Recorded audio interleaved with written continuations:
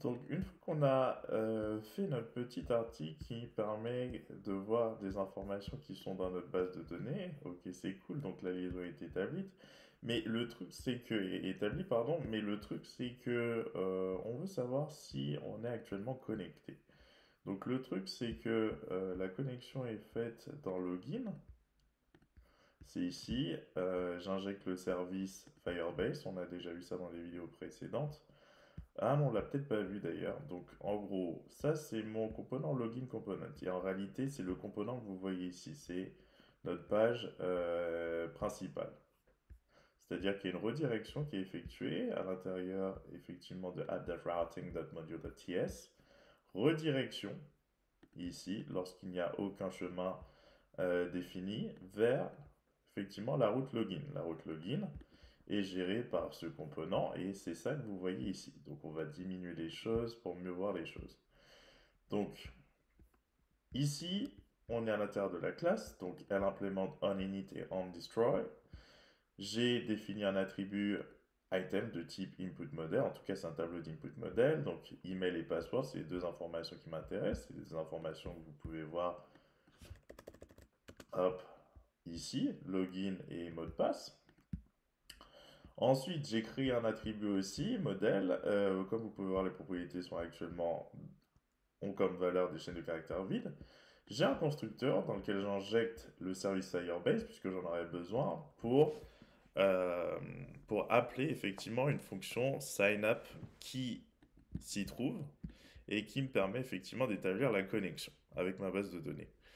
Le truc, c'est que, en tout cas, la connexion, le login au sein de ma base de données et la récupération ici, pardon, de user. Le truc, c'est que pour l'instant, je fais rien vraiment de cette information. Donc le truc, pardon, c'est pas le truc. D'ailleurs, en fait, c'est parce que login user a des informations intéressantes. On va notamment mon UID, mon token, et j'ai besoin de choper le token, et donc je vais faire un token subject. Comme ça, moi, si ça bouge, je vais être au courant. Token subject. Je vais lui donner a behavior subject et je vais lui dire que. Oh, alors franchement, je ne sais pas si c'est un document data du tout. Non, ça va pas être un document data, ça va être une chaîne de caractères pour le coup. Et je définis ça comme une instance de behavior subject.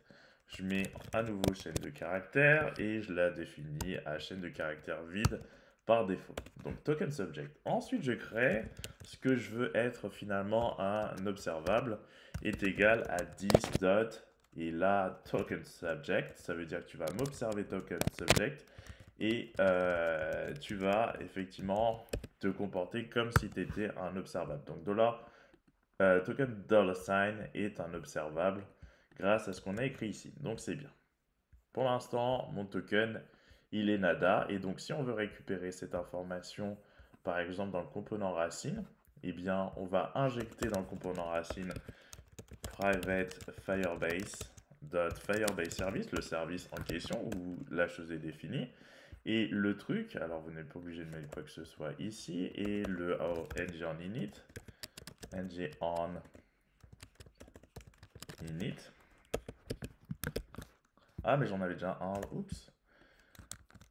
Et là, ng on init, je veux directement savoir la valeur de mon token. Donc ce que je vais faire, c'est que je vais mettre token ici.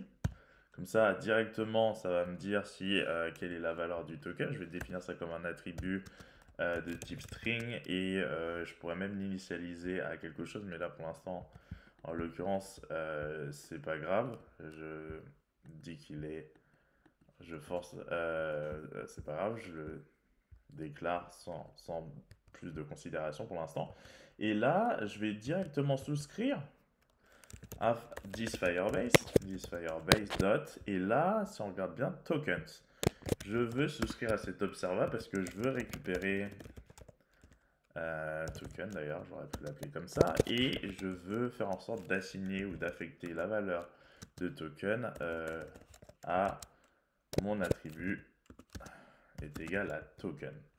Ça veut dire que pour l'instant, je vais savoir quelle est la valeur, et évidemment, je veux que tu me l'affiches console log de token, token value. Token, je vais écrire ça comme ça. et même ça va être quand même une information importante dans le cadre de de,